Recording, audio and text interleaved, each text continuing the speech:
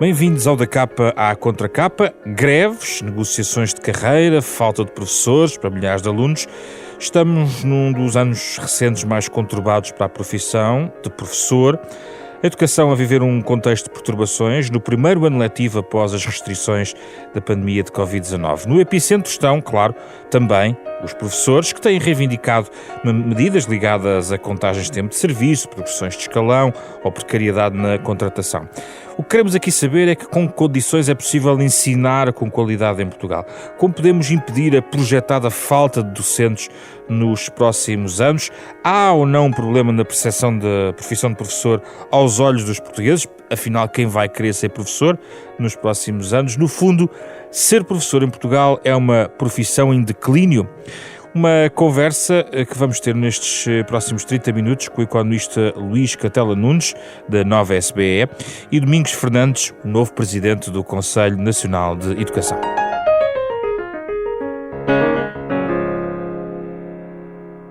Muito obrigado pelo vosso tempo e pela disponibilidade de estarem aqui connosco. Um tema quente, vamos tentar ajudar os nossos ouvintes também a perceber o que se está a passar em relação às pessoas. Começo por si, Luís Catela Nunes, e vamos a uma questão que talvez seja mais pragmática, mais fácil de entender, porque tem a ver com evidências quase numéricas, que a falta de professores, os números dos professores, é uma questão que não é nova.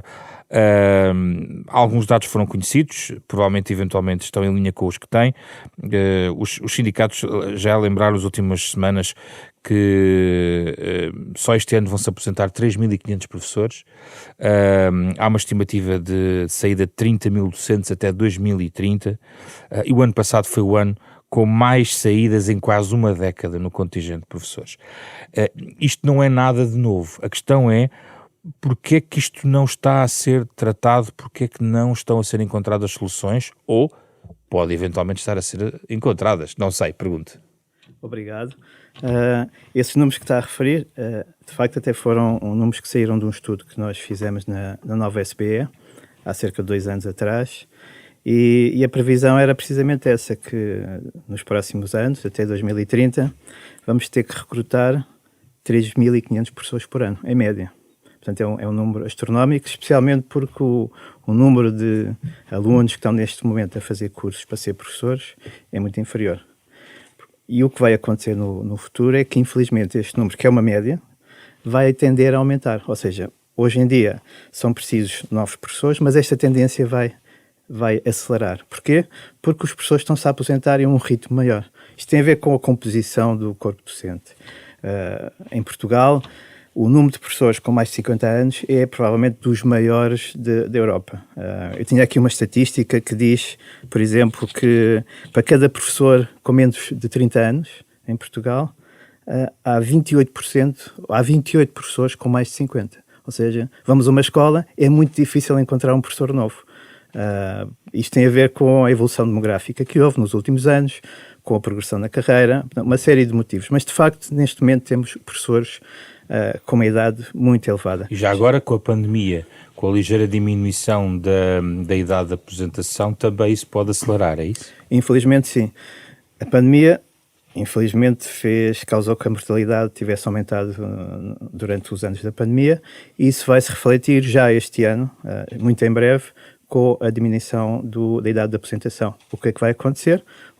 Alguns professores podem se reformar mais cedo, e alguns deles provavelmente vão aproveitar a oportunidade até que a idade volte ao normal para se aposentarem mais cedo. Além disso, há outro fator novo, que é quando estas projeções foram feitas, quando nós fizemos este estudo em parceria com a DGEC, há sempre um fator de muita incerteza, que são as migrações. E é sabido, por exemplo, que este ano o número de alunos que entraram no sistema é maior que no ano passado. Muito provavelmente isso é devido a migrações de novos alunos. Isto vai criar uma aceleração das necessidades dos docentes. Migrações de alunos estrangeiros? Alunos estrangeiros que vêm para Portugal, sim.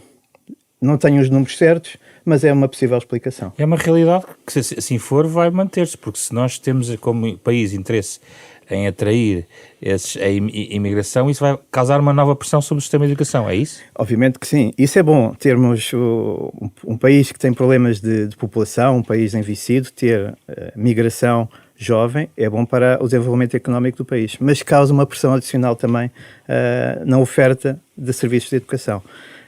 E, de facto, vamos ter este problema, o problema vai se agravar de falta de professores e este é o diagnóstico.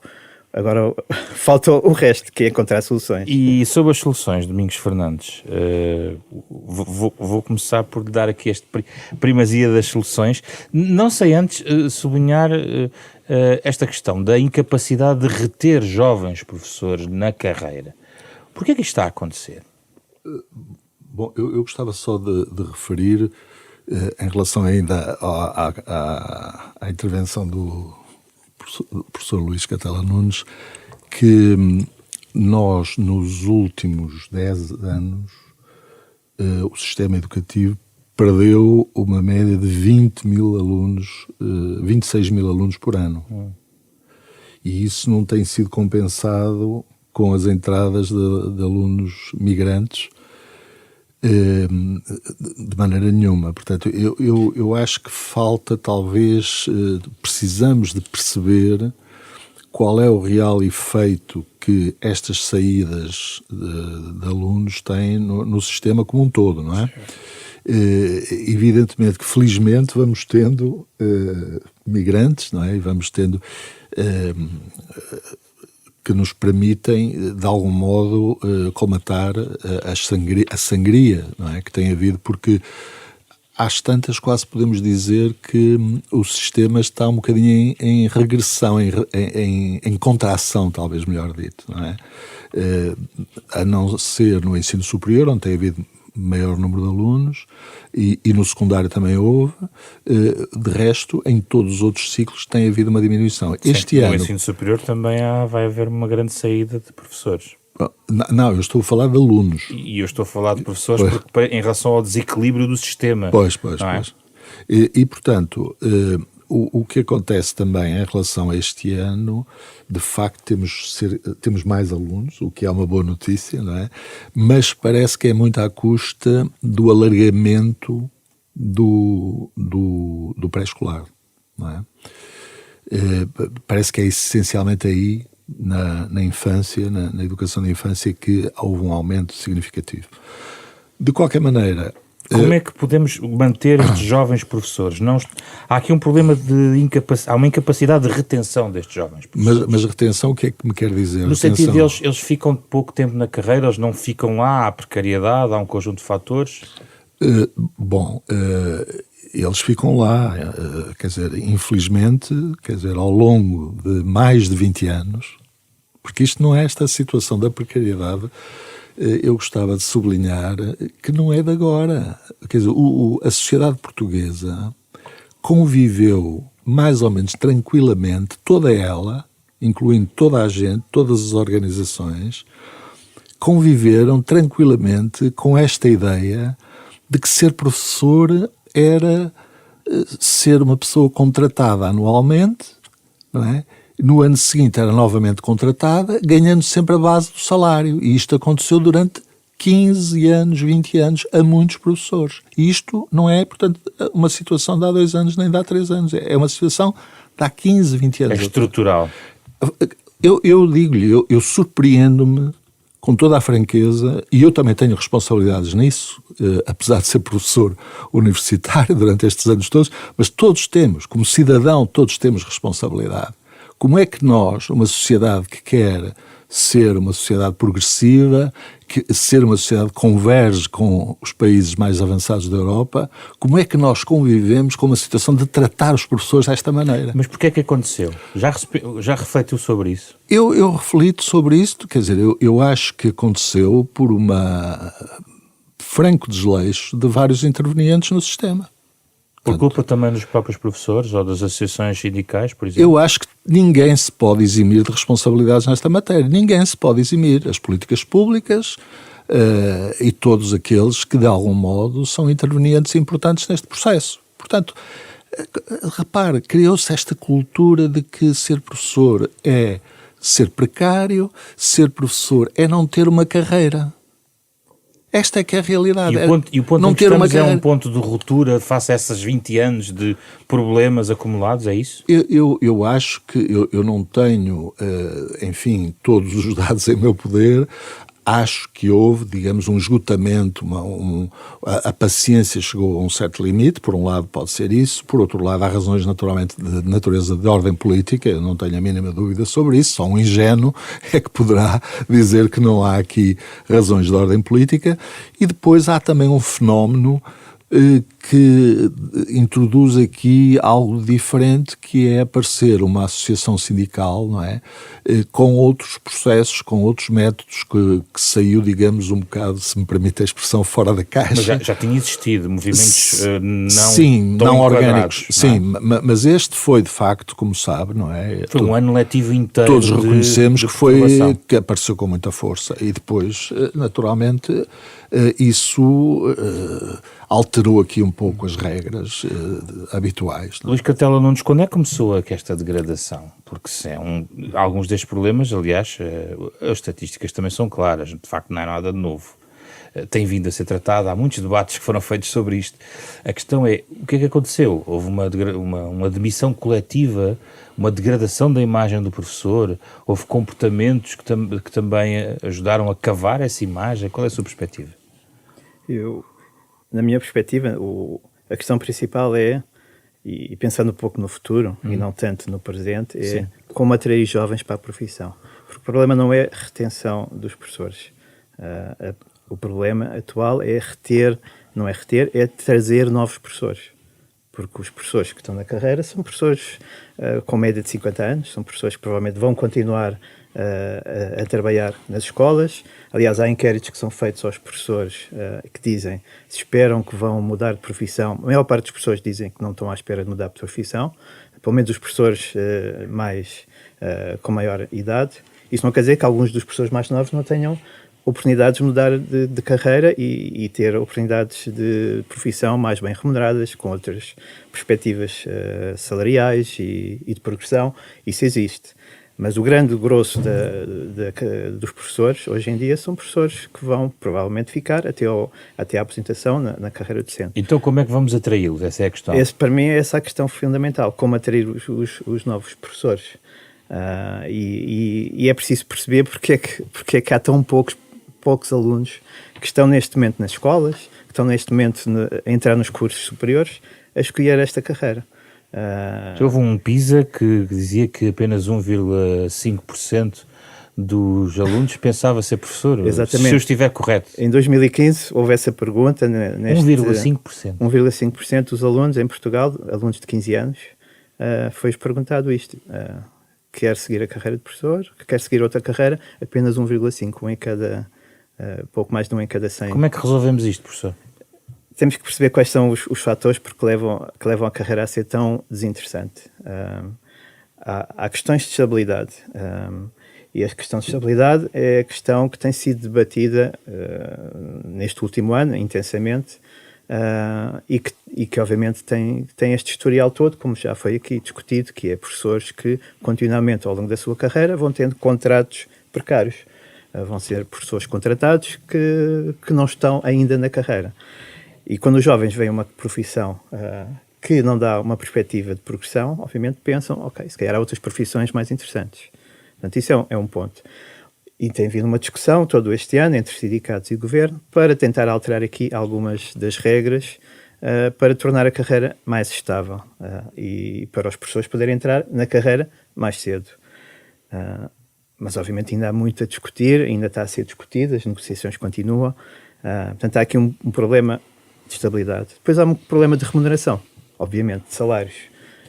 Nós comparamos num estudo que saiu do Estado da Nação, da Fundação José Neves, comparamos os salários dos professores à entrada com outros salários noutras profissões que os jovens podem escolher, por exemplo, áreas de matemática, áreas de ciências, áreas de saúde, áreas de gestão. E todas estas áreas de ciências, tecnologias, engenharias, matemáticas, todas elas têm salários de entrada para jovens superiores a um salário de professor. Muito superiores? Bastante superiores. Há algumas áreas em que os salários de entrada são mais baixos. O que é que isto quer dizer? Que a carreira de professor poderá ser atrativa para algumas áreas, mas não para outras. Em termos salariais, vai-se criar aqui um problema que é, se calhar, a procura de professores de matemática vai ter um problema nas escolas, porque os professores de matemática vão ser procurados por outras empresas. Professores de informática. Já se vê hoje em dia. As escolas têm imensa dificuldade em contratar professores para darem tecnologias de informação. Áreas de ciências, tudo isso. Portanto, há aqui um problema que é como atrair professores de diferentes áreas, sendo que o mercado, hoje em dia, tem salários diferentes consoante as áreas. Então, e teríamos que discriminar os salários dos professores em determinadas áreas? Eu não estou a dar aqui a solução, estou a identificar aqui um problema que é um jovem, pensemos num jovem de 15 anos, por exemplo, que está a pensar o que é que eu vou fazer no futuro. Quando chegar aos 18 anos vai escolher qual é a licenciatura que vai fazer e aí quase certeza que já está decidido se quer fazer professor ou se quer fazer outra coisa. Porque professor era muitas vezes visto, há muitos anos, não sei se há muitos anos, podem corrigir-me, como um recurso também, tendo em conta as opções profissionais que teriam noutras áreas, não é?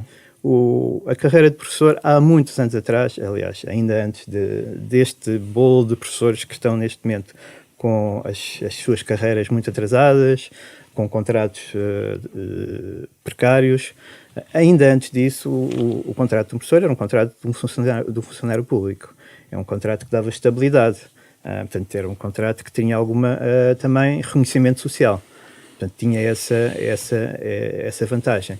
E era um país também menos desenvolvido, um país em que o nível de escolaridade da população era muito mais baixo. Portanto, ser professor era uma profissão no topo das profissões. Hoje em dia não é assim, é diferente. Portanto, há aqui um problema de saber se as áreas, se vai haver problemas de áreas, como resolver em termos salariais. Isso é um problema, de facto. Depois há a questão da progressão na carreira, tudo isso que também está a ser discutida. E há questões de stress emocional dos professores, toda esta discussão e todas estas greves e tensão que obviamente criam imenso stress na profissão e os miúdos mais novos olham para isso e pensam, será que eu vou para uma profissão que está sujeita a este grau de stress enorme, a esta discussão pública, estes grandes desentendimentos? Portanto, há aqui problemas não só de estabilidade, de salários, mas também de percepção social da carreira. Aliás, há um estudo interessante que compara qual é a percepção que os professores têm em termos de reconhecimento social da sua profissão. E em Portugal tem uma percepção muito baixa. Mas quando se compara essa percepção com o que a sociedade diz dos professores, até é muito mais alta. Hoje em dia os professores têm uma percepção do seu reconhecimento como carreira muito, muito baixa e mais baixa do que o resto da sociedade diz. Portanto, isto quer dizer que realmente a profissão de professor hoje em dia é uma profissão difícil. De baixa autoestima? De baixa autoestima, muito baixa autoestima. Domingos Fernandes, volta à questão das soluções, hipóteses. Flexibilizar um pouco mais, já não digo das remunerações, mas, por exemplo, estamos a falar das aposentações, na saúde, por exemplo, introduziu-se o princípio, por exemplo, de recuperar professores, no caso médicos reformados, poderem virem ajudar o contingente de médicos. Não há aqui uma falta de flexibilidade também no sistema? O que gostaria de dizer acerca disso é este ano, curiosamente, segundo ouvi o Ministério da Educação, penso que o próprio Ministro da Educação referir, houve um aumento do número de alunos nos cursos que se candidataram a cursos de formação de professores. E há jovens que, enfim, têm sido... Enfim, os poucos jovens que têm entrado na carreira nos últimos anos sentem-se, segundo, enfim, aquilo que me foi possível ouvir, sentem-se bem e sentem-se satisfeitos com a sua profissão. E as médias de acesso estão ao nível do prestígio do professor? Bom, isso é uma outra questão, não é? Isso é uma outra questão. O recrutamento, está a falar do recrutamento. E realmente o recrutamento aí pode evoluir no sentido de uma maior exigência, não é? Mas é preciso, enfim, equilibrar as coisas com as instituições de ensino superior, como sabe, têm autonomia para ditar um conjunto de regras, mas o Ministério da Educação, tanto quanto eu ouvi nessa mesma entrevista com o Sr. Ministro da Educação, está a ir ao encontro de que aquilo que referiu, ou seja, uma maior flexibilidade, no sentido de poderem ser recrutadas pessoas que são altamente qualificadas, como é o caso, por exemplo, dos milhares de doutorados que estão no sistema de educação científica e nas universidades como investigadores, mas que não têm, muitos deles, possibilidades de prosseguir qualquer carreira, quer como investigadores, quer como docentes universitários, que podem, e aliás há alguns que já têm reclamado essa possibilidade. Portanto, eu próprio recebi no Conselho Nacional de Educação há dias uma senhora que está nessa situação e que gostaria de ser professora do ensino secundário. Não é? E essas barreiras, naturalmente, perante a perspectiva que temos de, até ao 2030, podermos ter, não quer dizer que vamos ter, porque as pessoas podem reformar-se com a idade de 66 anos e não sei quantos meses. Ou podem até prolongar. Ou podem ir até aos 70, quer dizer, há pessoas que ficam, não é? Portanto, há outros que não. Não lhe parece que isso é uma certa inevitabilidade? Podemos chegar a esse ponto. Ficarem até aos 70. Não, as pessoas não são obrigadas neste momento. Não é? De acordo, mas... Olha, eu já ultrapassei os tais 66 e fiquei na carreira. Sempre adorei ser professor, sempre gostei de ser e, portanto, não tive problema. Mas o que eu queria dizer é que, de facto, há essa possibilidade e há outras possibilidades. Porque, repare, quando eu comecei a lecionar em 1975, não é? Quando comecei a lecionar no ensino secundário, na altura havia muita falta de pessoas habilitadas. Eu era das pessoas mais habilitadas na escola para onde fui, ainda não tinha concluído o curso, não é? E o que aconteceu foi que o Ministério da Educação acabou por recrutar muitos engenheiros agrónomos de várias especialidades da engenharia, até pessoas da Academia Militar, tinham habilitação para isto, para aquilo, para aquilo. Portanto, o leque de possibilidades foi muito aberto. Mas estávamos num contexto muito específico certo, do país, mas agora uma grande mudança. Certo, mas foram recrutadas e depois, com mais ou menos dificuldade, e naquele tempo não era fácil, portanto em 75 ainda estávamos a comemorar, não é? O 25 de Abril, portanto nessa altura, melhor ou pior, foram sendo criados ao longo dos anos formas de dotar esses docentes, essas pessoas, com formação pedagógica. Que, repare, eu gostava de sublinhar aqui algo que é importante, que é absolutamente central para dignificar a carreira, para que o patamar a que queremos pôr, e temos sempre que ter este desígnio, colocar a formação dos professores e a qualidade dos professores, é incontornável a formação pedagógica. Mas não tem havido uma degradação dessa formação pedagógica nos últimos anos? Eu acho que é uma opinião que eu tenho e fundamentada em alguns dados, enfim, e a investigação que é feita, quer em Portugal, quer noutros países. Os docentes têm de ter, digamos, 3 tipos de conhecimentos que são fundamentais, não é? Têm de ter, para além de outros, mas estes são absolutamente cruciais, que é o conhecimento de conteúdo, não é? Daquilo que têm de lecionar. Eles têm que ser profundos conhecedores desse conteúdo, não é? Se são professores de matemática, têm que conhecer matemática a fundo, se são professores de física, a mesma coisa, e por aí fora, não é? Têm de ter conhecimentos pedagógicos profundos e têm de ter um conhecimento de que poucas pessoas falam, mas que é um conhecimento muito específico dos professores, que é o conhecimento pedagógico de conteúdo. O que é que isto quer dizer? É eu, como professor, ser capaz de olhar para aquilo que os meninos e as meninas ou os jovens têm de aprender e ser capaz de partilhar aquele conhecimento de uma forma que seja acessível aos jovens. Não era isso muito o que se falava da vocação para ser professor? Bom, eu penso que a vocação pode existir, não é? Não nego que há pessoas que dizem eu quis ser sempre professor. Mas há cada vez menos, não há? Não, eu não sei se há. O que lhe posso dizer é que apesar... repare, nós temos que distinguir aqui duas coisas. Uma é a situação verdadeiramente excepcional, preocupante e até surpreendente que estamos a viver no campo dos professores, se assim se pode dizer. A outra é aquilo que, de facto, está no pensamento mais profundo das pessoas e o que as pessoas pensam relativamente ao seu futuro. E eu, desse ponto de vista, eu não sou um pessimista, mas também não sou um otimista desregrado. Mas penso que, de facto, quando tenho sinais... Repara, eu vou muito às escolas. Isto para mim é fundamental. Sempre fui ao longo da minha vida. Fui professor universitário, ocupei alguns lugares no Ministério da Educação há muitos anos. Sempre gostei de ir às escolas. E constato que os professores, de uma maneira geral, e eles não me desmentem isto, os que nos estão a ouvir, são pessoas felizes e sentem-se bem consigo próprios sendo professores, de uma maneira geral. Não é? É claro que há pessoas insatisfeitas. Há pessoas, mas isso há em todas as profissões. Há pessoas que erraram, que não gostam e que estão ali a arrastar-se um bocado ao longo dos anos, não é? Como acontece noutras profissões.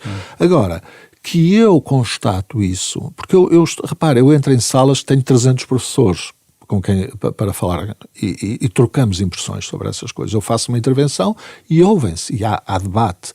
E, portanto, ainda há dias uma senhora, num seminário em que eu estive presente, de inovação pedagógica, precisamente, que o Conselho Nacional de Educação organizou, houve, de facto, uma intervenção que suscitava quase uma autocomiseração de um professor ou de uma professora, portanto, uma lamentação, como se o professor fosse, digamos, uma profissão absolutamente insuportável e tal. Bom, e deixe-me só pôr um parênteses aqui, peço desculpa. Os professores têm uma profissão difícil, mas não é a única profissão difícil. Há muitas profissões difíceis e há profissões... Todas as profissões, se calhar, são difíceis, todas as profissões têm as suas coisas. Os professores não são especiais aí, não é? Nós não somos especiais. Certo. Mas deixe-me, fechando o parênteses, dizer o seguinte. No final, veio uma professora, para abreviar, ter comigo e disse-me assim, olha, venho-lhe dar um abraço. É uma senhora que eu já não via há 20 ou 30 anos. Reformei-me o mês passado, estou aposentado desde o semana, e aposentei-me com uma grande alegria. Fui professora feliz e alegre até ao fim. E, portanto, isto significa que os professores sabem distinguir entre as suas justas reivindicações de natureza socioprofissional e o amor, deixe-me dizer esta palavra que é pouco usada em Portugal, o amor que tem à sua profissão e que tem ao trabalho com os seus alunos e com os jovens. Não é? Portanto, eu, em relação a isto, diria que os tempos não são fáceis, mas o Ministério da Educação, flexibilizando, como disse o Rui Frazão... José Pedro Frazão, peço imensa desculpa. José Pedro Frazão, e muito bem, não é? Referiu, e muito bem, que a flexibilização é necessária. E, portanto, havendo essa flexibilização, havendo esse tipo de medidas e tomando as medidas para que a tal formação pedagógica, porque partimos do princípio que essa formação científica existe, essa formação pedagógica é devidamente assegurada, porque é fundamental. Luís Catela Nunes já fez aqui o diagnóstico, estabeleceu aqui várias perspectivas. Eu insistiria na questão de eventuais soluções, até na perspectiva do que é que eventualmente outros sistemas nos podem, nós portugueses e ao setor da educação, ensinar. É possível transplantar soluções de gestão de carreiras, gestões técnicas, tecnológicas para o setor da educação. Isso está estudado, existem estudos. O que é que podemos fazer sobre isso? Claro. Ainda pegando um bocadinho o que eu tinha dito há pouco sobre a questão salarial, há aqui outra questão também de diferenciação que está feita, o diagnóstico que está feito e todos sabemos que tem a ver com o custo de vida. Ou seja, quando nós dizemos que há falta de professores, esta falta de professores vai ser maior nas regiões onde a custo de vida é mais alto. A maior parte dos professores são formados em escolas no norte. E onde há falta de professores é nas regiões do sul, em Lisboa, no Algarve. Portanto, vai haver aqui também um problema onde o preço da habitação é mais elevado. Claro, como trazer professores do norte, por exemplo, para Lisboa, pagar rendas elevadíssimas. Há aqui um problema gravíssimo, para o qual não há solução neste momento. Portanto, isso é um problema importante, problema económico. Como incentivar professores a vir para regiões? Lisboa, que tem um problema de rendas altas, Algarve, que é um problema de sazonal, de rendas que podem flutuar muito ao longo do ano, e provavelmente fazendo uma renda fixa por todo o ano também, provavelmente vai dar uma renda alta, maior do que um professor pode pagar. Portanto, há aqui este problema económico, claramente, que é esta gestão de falta de professores, como a fazer a gestão territorial. Há vários países em que este problema também se coloca. Por exemplo, em Itália há um problema muito parecido com o caso português, em que, ao contrário, a maior parte dos professores formados estão no sul e onde há falta de professores é no norte. E a pergunta que eles estão a fazer neste momento... Como é que vão resolver Como isso? é que puxam os professores do sul, onde é mais barata a habitação, para o norte? Tem exatamente o mesmo problema. Ainda não sabem, estão a estudar isto, mas obviamente que a solução é óbvia, é passar por incentivos. Incentivos para os professores, ou salariais, ou subsídios, ou outro tipo de suporte logístico. Casas para professores? Já houve. Já houve. Portanto, não era, Já houve. Não era iniciativa Sim. inédita, não é? Já houve e naturalmente que essa é uma questão. Aliás, quer dizer, o Ministério da Saúde, se bem percebo, está a fazer ou a tentar fazer o mesmo com os médicos, no sentido de os incentivar a ir para o interior, por exemplo. Essa questão dos médicos, fui buscar aqui exemplos dos médicos também, com problemas de falta de profissionais. Faz sentido comparar, são coisas muito diferentes. Luís Catela Nunes, é possível transplantar soluções? A questão da área da saúde é uma área parecida, mas aqui a concorrência é muito grande, porque há o sistema privado e o sistema público, que são muito diferentes na área da saúde. Na área da educação também existe um setor privado, relativamente pequeno, e realmente temos falado aqui muito sobre os problemas que vemos no dia-a-dia sobre greves no ensino público, mas esta falta de professores também vai afetar o setor privado, porque, obviamente, a falta de professores afeta todas as escolas. Aliás, se me permite, não sei se sabiam, não é? Mas com certeza que sabem, que tem havido nos últimos tempos uma migração, se assim se pode dizer, significativa de professores do ensino privado para o ensino público. Porque as condições no ensino público são melhores do que no ensino privado. Exatamente. Os salários, em média, por exemplo, no ensino público são mais altos que no ensino privado. E, portanto, as escolas do ensino privado têm exatamente a mesma dificuldade. Quer dizer, obviamente que a consequência da falta de professores é que o custo da educação vai aumentar. Alguém tem que pagar estes salários, ou estes incentivos, ou estas habitações, para trazer mais professores aonde eles são precisos. Portanto, isso é óbvio.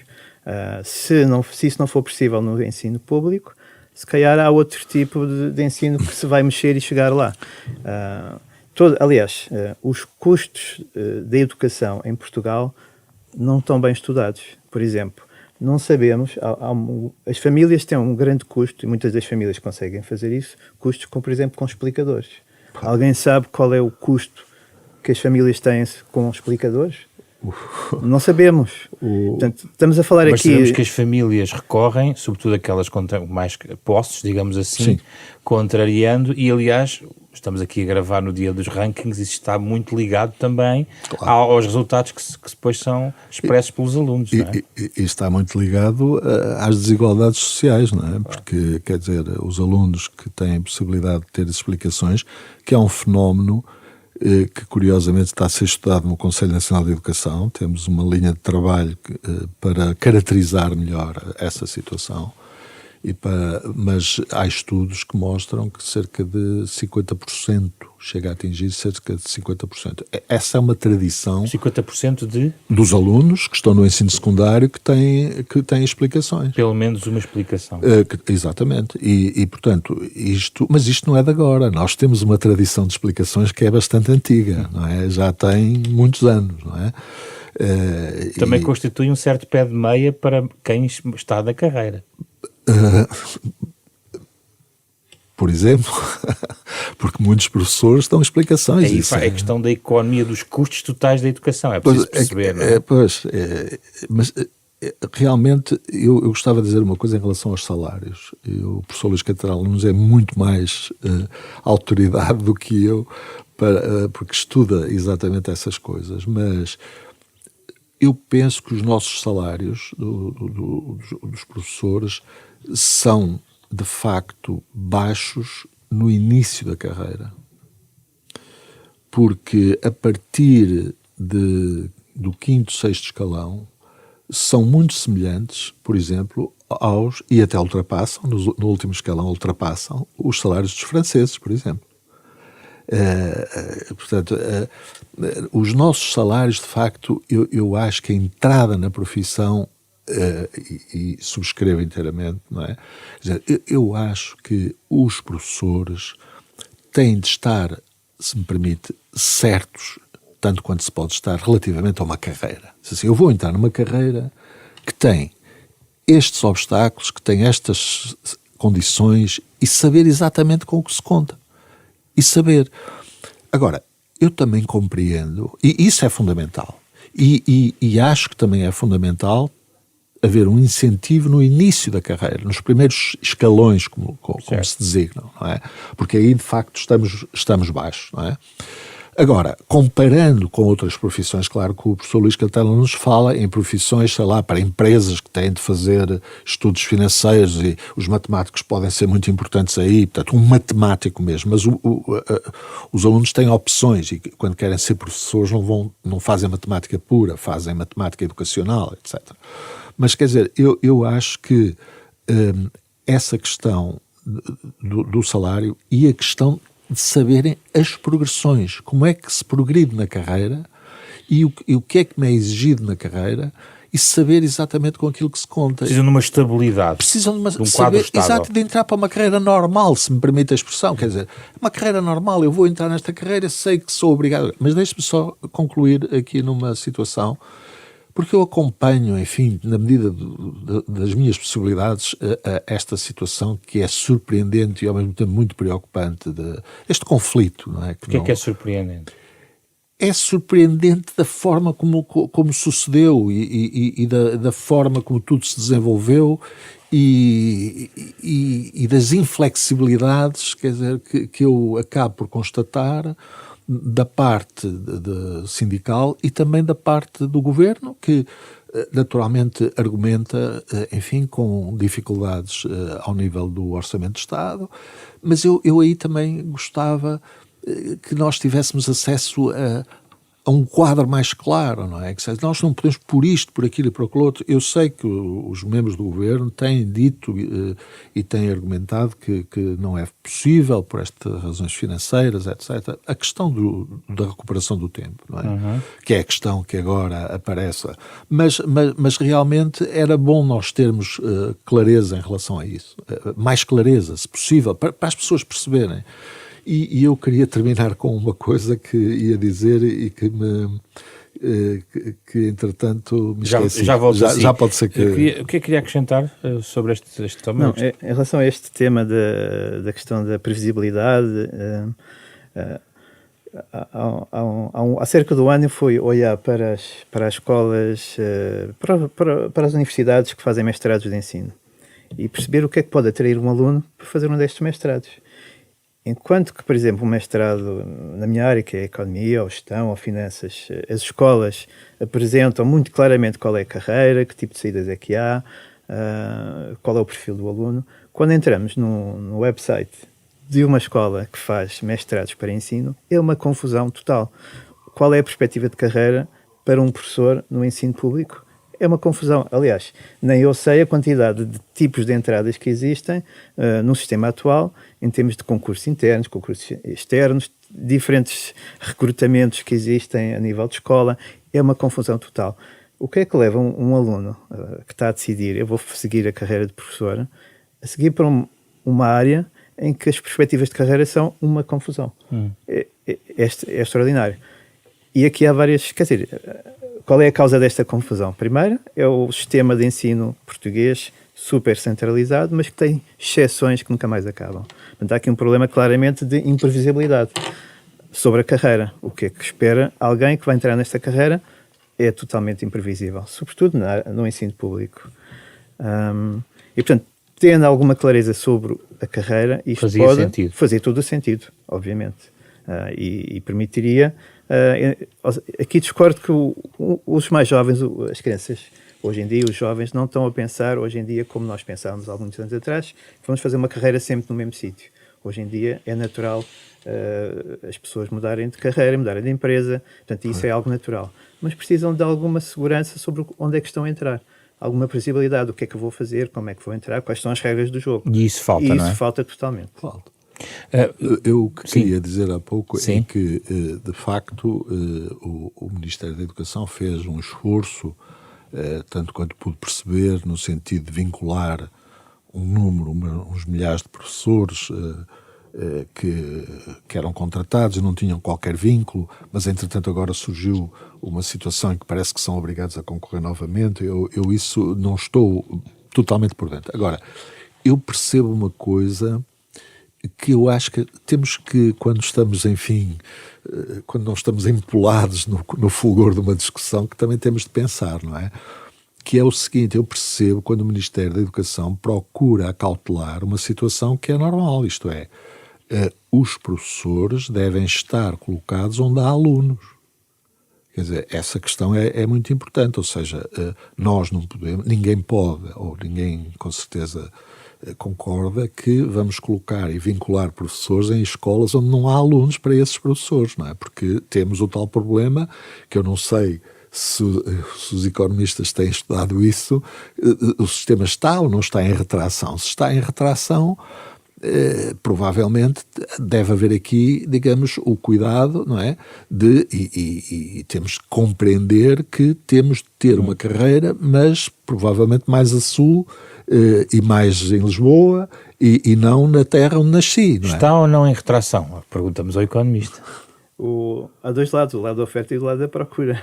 O lado da procura de ensino está em expansão, ou seja, cada vez... Aliás, este ano tivemos mais alunos. Há um interesse... Em que níveis? No pré-escolar, mas não foi só no pré-escolar, foi também em alguns outros níveis em que também aumentaram o número de alunos. Embora sejam números provisórios, a dizer que quando publicou estes números eram números provisórios. Temos uma preocupação enorme das famílias na educação dos jovens, porque sabem que a educação faz diferença para o resto da vida. Portanto, isso é algo que, para mim, está em expansão. Temos formas diferentes de organizar o ensino, algumas empresas e alguns ensinos privados, mais ao nível de secundário até pós-secundário, em que oferecem formações, escolas com formações de outra natureza. Temos o ensino profissional, que também está em expansão, embora o ensino profissional, na minha visão, precisava de ser analisado mais a pormenor, porque nem todo o ensino profissional tem saídas profissionais e tem um retorno igual. E depois, ao lado dos professores, claramente aí há uma falta de oferta de professores para o ensino. E aqui queria eu acho que é importante aqui, e este período todo, este ano, eu acho que para mim foi um período conturbado em que se perderam muitas oportunidades de resolver problemas, porque há dois problemas: o problema de curto prazo e o problema de longo prazo. Quando falamos é preciso atrair os jovens para a carreira, sim, mas isso são coisas que vão levar anos. Quando alguém entra para fazer um mestrado ou uma licenciatura, isso leva 3, 5 anos. Para ser professor, 5 anos. 5 anos, desde que entra numa licenciatura até acabar o mestrado, são 5 anos. Exatamente. Portanto, estamos a pensar em soluções de longo prazo. E perdemos um ano, é isso? Mas os problemas já estão a aparecer e vão-se agravar no próximo ano. Não há soluções de curto prazo.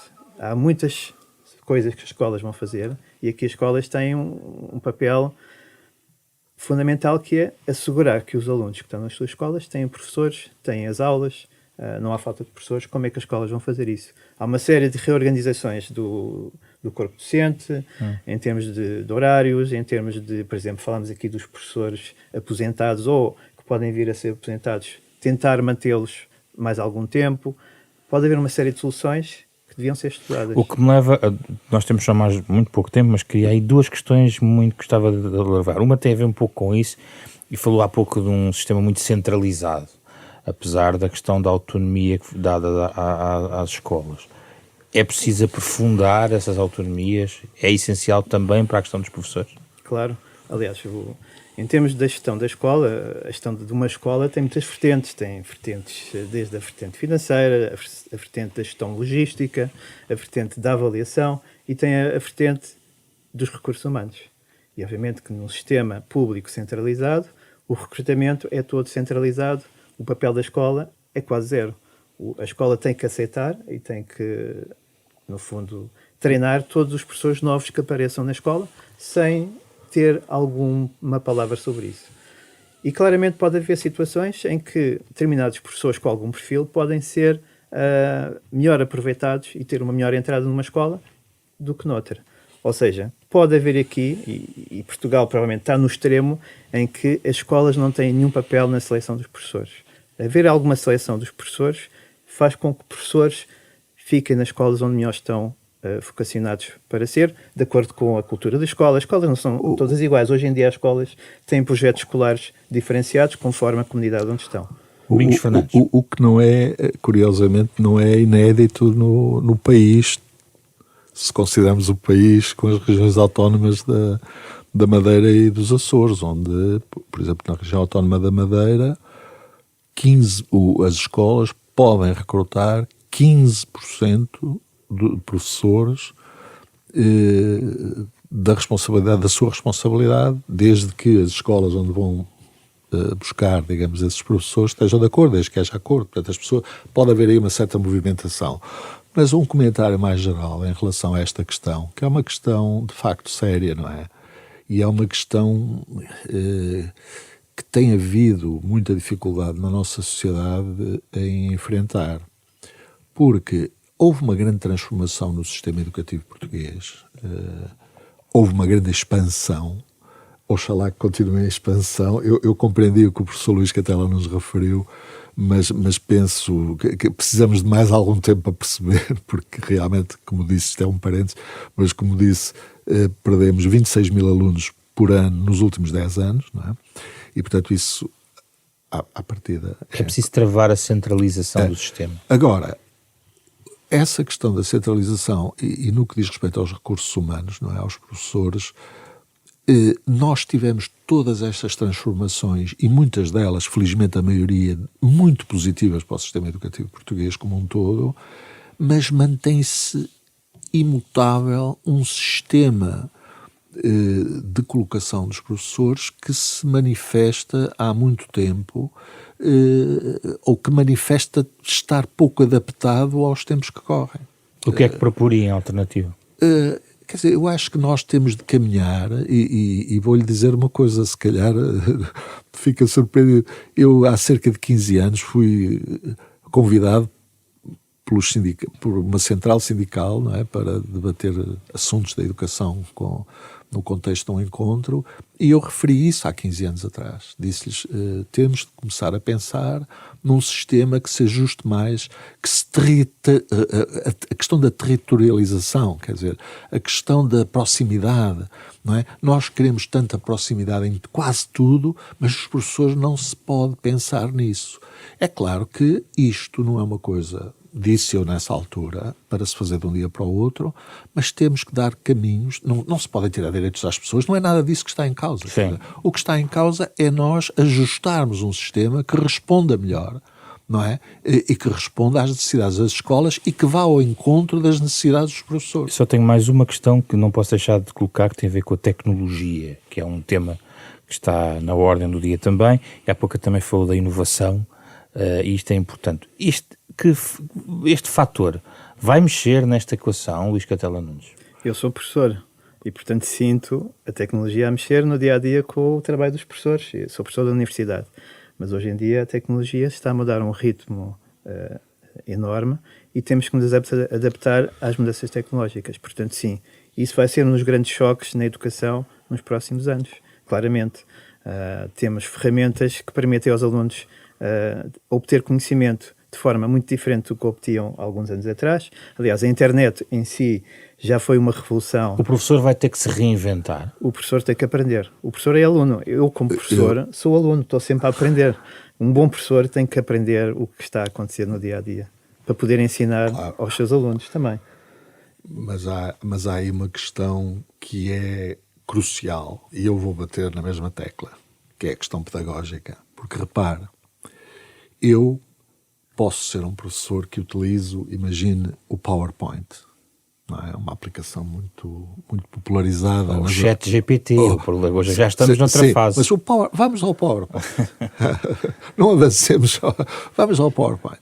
E eu posso ser um professor que ponho a matéria, se me permite a expressão, no PowerPoint, e as pessoas estão todas, e os alunos adormecem a olhar para o PowerPoint. Mas isso já existia, antes do PowerPoint havia o retroprojetor. Mas é isso, precisamente aí que eu quero chegar. Quer dizer, não pode haver uma utilização adequada da tecnologia se não há uma concepção sobre o que é que deve ser uma aula, sobre o que é que deve ser o desenvolvimento do currículo, que eu tenho que... Mas há o risco de termos... Portanto, tem de haver aqui concessões acerca do ensino e acerca da educação que sejam compatíveis com essa inovação. Mas há risco aqui temos o ChatGPT a dar aulas em vez do professor?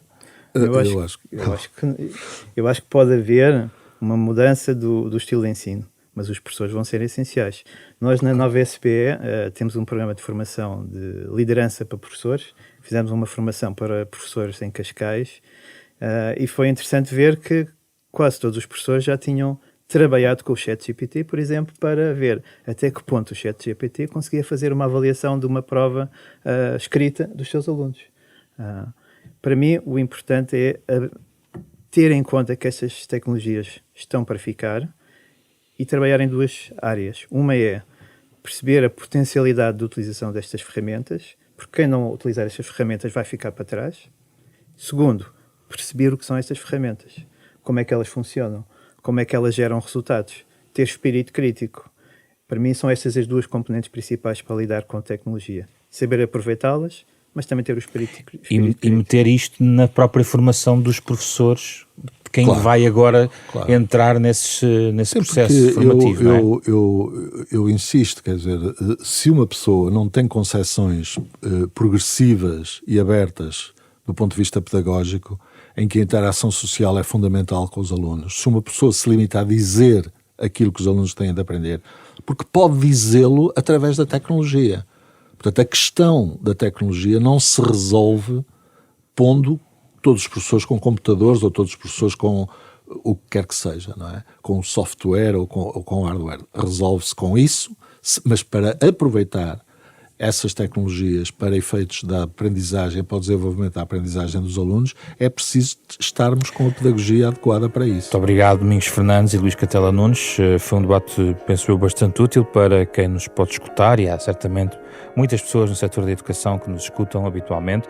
O Da Capa à Contra Capa é um programa da Renascença em parceria com a Fundação Francisco Manuel dos Santos, com o genérico original do pianista Mário Lajinha. Pode ouvir o programa na íntegra, sempre, em qualquer altura, na versão podcast, nas plataformas digitais habituais, também nos sites da Fundação Francisco Manuel dos Santos e da Renascença. O programa esta semana com Carlos Schmidt, André Peralta, Ana Marta Domingos e José Pedro Frazão. Na próxima semana voltamos para discutir outro tema.